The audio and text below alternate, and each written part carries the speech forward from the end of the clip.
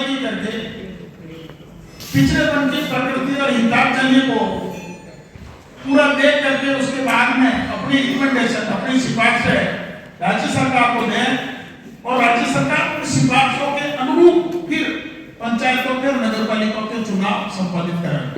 आपके सुझाव के लिए बहुत बहुत धन्यवाद। अगले सुझाव की ओर बढ़ते भाई साहब, अगला सुझाव नाम बतावे, अपना सुझाव दें। नमस्ते सर, मैं रतन सिंह जिसास, ब्राह्मण राजपूत समाज से, जिला सचिव नागौर एवं प्रदेश प्रतिनिधि राजस्थान। हमारा आपसे निवेदन रहेगा कि राजस्थान के अंदर ओबीसी 60% है और आरक्षण मिल रहा मात्र 21%। तो इस 21% को आप बढ़ा के कम से कम 36% किया जाए और ओबीसी के अंदर 3 वर्ग बनाए जाए, पिछड़ा, अति पिछड़ा और अत्यंत पिछड़ा। क्योंकि ओबीसी के अंदर मूल ओबीसी जातियां आज भी बहुत पिछड़ी हुई है। जब से समय समय सरकारों ने सक्षम जातियों को ओबीसी में शामिल किया है और मूल ओबीसी जातियां पिछड़ चुकी है।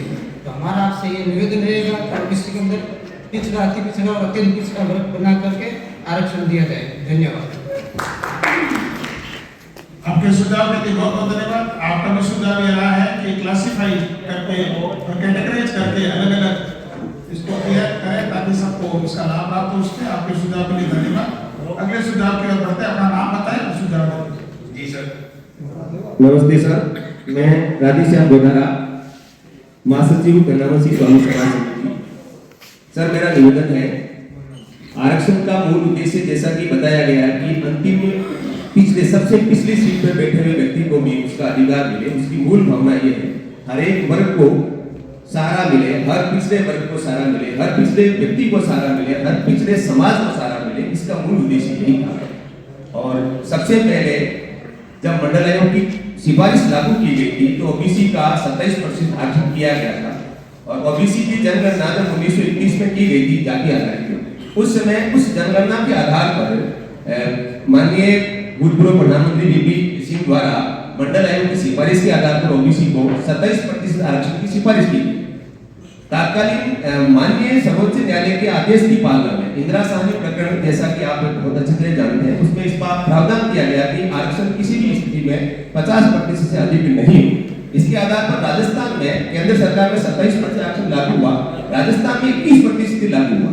जबकि राजस्थान में मूल ओबीसी और सभी ओबीसी की जो संख्या है अनुमानित 65% है। क्योंकि राजस्थान में सभी जातियां और अल्पसंख्यक समुदाय और 99% ओबीसी श्रेणी में आता है।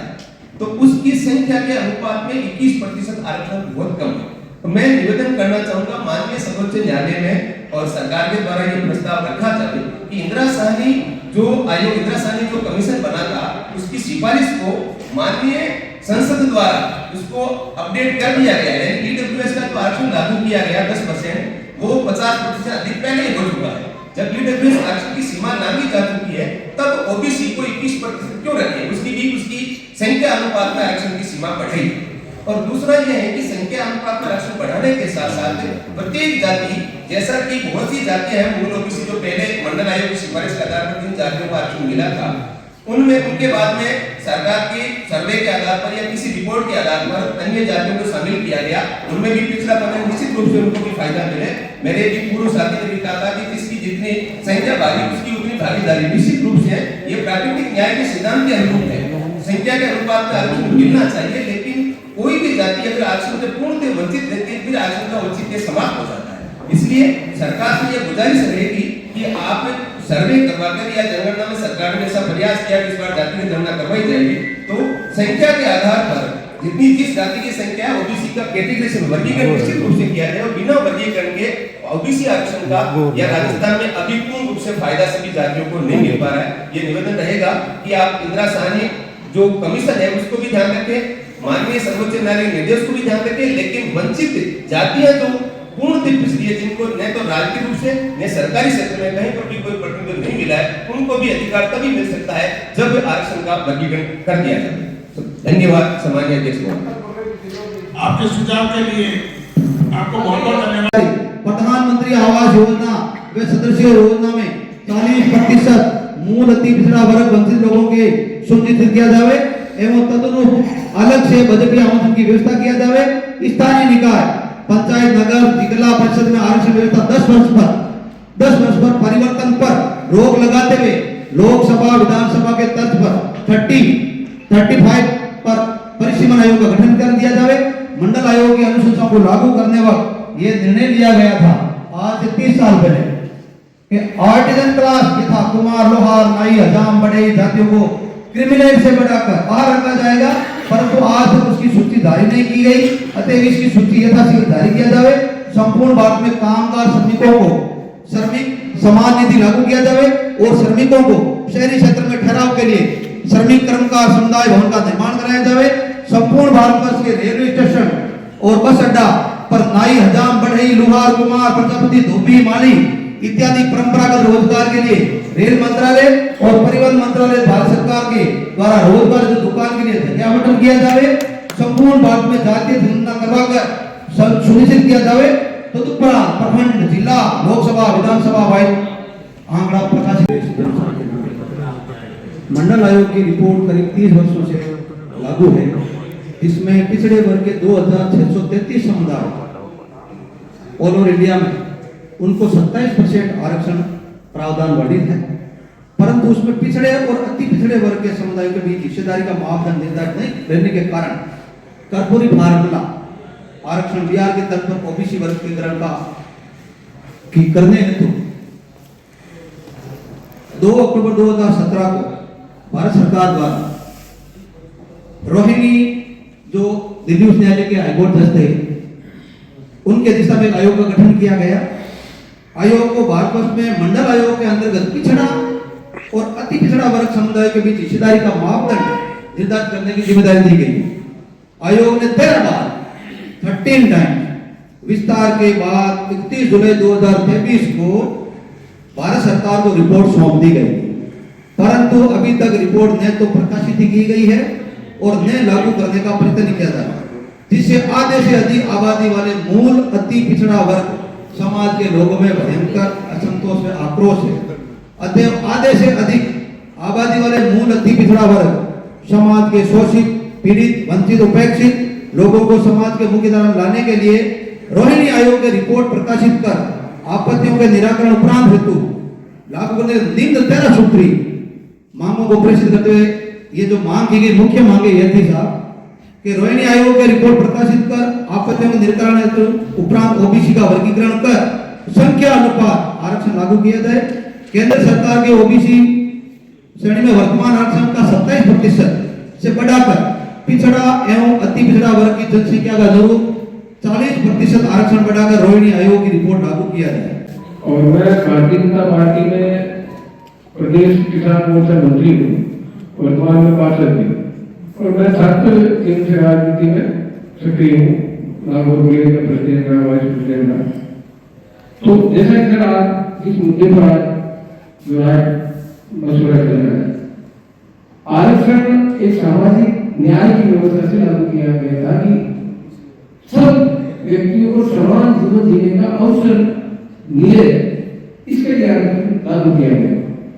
अब जैसा कि पंचायती राज निकाय चुनाव में आपने उदाहरण दिया क्लासिफिकेशन, सर आरक्षण की व्यवस्था संख्या के आधार पर आरक्षण का लाभ मिलना चाहिए। जिस समाज की जितनी संख्या जनसंख्या उसके हिसाब से उसको लाभ मिलना ही न्यायोचित है। समाज की अगर क्लासिफिकेशन जैसा कि वहां किया तो उसका क्लासिफिकेशन में एक रिक्तियां दी जाती है। कोई समाज की संख्या तो ओबीसी में मुश्किल से 0.5%, लेकिन क्लासिफिकेशन की संख्या आधार से वो सही प्रतिनिधित्व नहीं होता। जिस समाज की जितनी संख्या उस समाज को उतनी ही संख्या में भागीदारी मिले।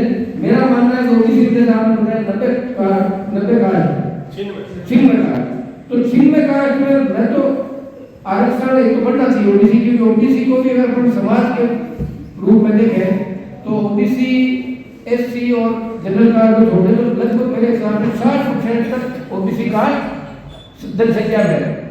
तो अब जैसे हमारा ओबीसी का आरक्षण पहली बात तो आरक्षण बढ़ना चाहिए क्योंकि हम 60% समाज का प्रतिनिधित्व करते हैं।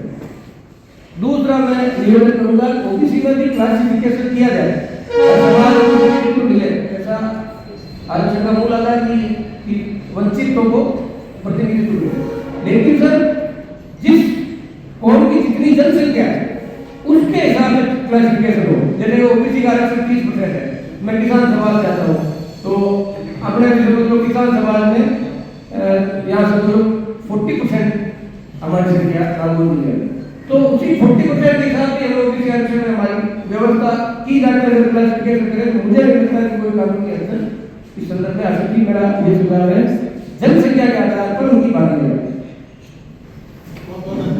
बहुत बहुत धन्यवाद आपको। ये सुझाव भी कई जगह से मिल रहा है, जिसकी जितनी हिस्सेदारी मिली है उसको उतनी बनी जाएगी। आपका सुझाव है जनसंख्या के बल के आधार पर आरक्षण किया जाए ताकि ओबीसी को लाभ मिले। बहुत बहुत धन्यवाद। अगले सुझाव की ओर बढ़ते हैं। भाई साहब नाम बता करके अपना सुझाव बताएं।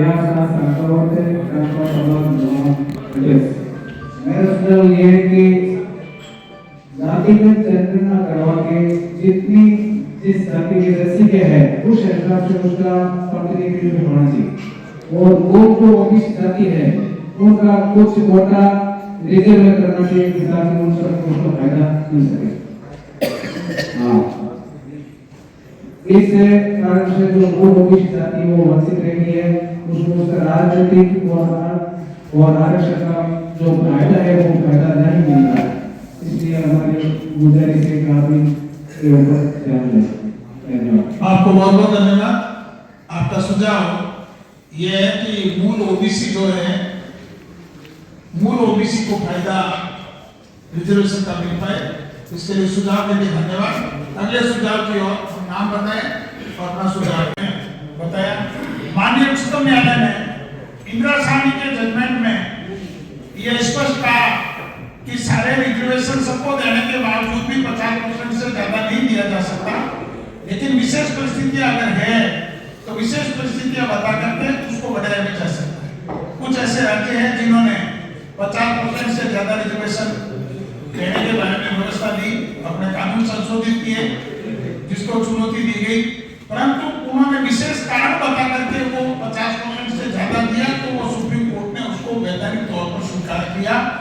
ऐसी व्यवस्था है कि अगर आरक्षण की सीमा अगर ओबीसी को दिलाने के लिए उससे ज्यादा बढ़ाने की बात भी अगर है, कानून में अगर कोई रोकनी है, कोई स्थिति ऐसी आती है तो आपके सुझाव पर विचार करेंगे। आप जैसा सुझाव और जगह से भी आया हमारे पास में, आपके सुझाव के लिए बहुत बहुत धन्यवाद भाई साहब। अगले सुझाव की ओर बढ़ते हैं। नाम बताना और सुझाव की तरफ से ओबीसी की तरफ से आपको बहुत बहुत धन्यवाद। दामोदर स्वामी सर, धन्यवाद स्वामी समाज समिति सदस्य नागौर सर। जैसे आपकी मंशा भी है कि अंतिम छोर तक बैठे व्यक्ति को मिले और सुप्रीम कोर्ट की भी यही मंशा है, तो मैं मूल ओबीसी जाति से आता हूँ सर। हमारा अभी दौर है आरक्षण के मामले में, चाहे राजनीतिक रूप से हो चाहे सरकारी नौकरियों के रूप से हो, हम बहुत छोटी जाति से बिलोंग करते हैं। तो सर वर्गीकरण हमारी एक प्रमुख मांग है। ओबीसी के आरक्षण को बढ़ाने के साथ साथ ओबीसी का वर्गीकरण, उसमें सर कैटेगरी बना दी जाए, 2, 3, पिछड़ा, अति पिछड़ा, ऐसे करके वर्गीकरण की हमारी मांग है। और हम आंदोलनरत भी हैं, प्रयास भी कर रहे हैं, हमारे मंचों से आवाज भी उठाते आए हैं और आपने आज मौका दिया, आपका बहुत बहुत आभार। धन्यवाद सर। ओबीसी का तर्कसंगत, न्याय संगत और नीतिगत ढंग से होना चाहिए, इस आशय है तो हम आपसे मिलने आए हैं। मेरा आप सभी से निवेदन है, आपका सभी का स्वागत है, बहुत बहुत स्वागत है। आप समय निकाल कर इस प्रोग्राम में पधारे, अपनी बात को आप जरूर, जो भी हुई हो उन्हें अभी के राजनीतिक लाभ लोकसभा उन समय विशेष तरह का जो लाभ नहीं मिला वो आज तक वंचित है, उनको लाभ दिया जाए। आपको बहुत बहुत धन्यवाद सुझाव के लिए। भारत में कर्नाटक राज्य, तमिलनाडु राज्य, बिहार, वहां पर ओबीसी में क्लासिफिकेशन करके उन्होंने रिजर्वेशन देने के लिए व्यवस्था दी है। उस व्यवस्था के बारे में ये बोलो मत भाई साहब, आप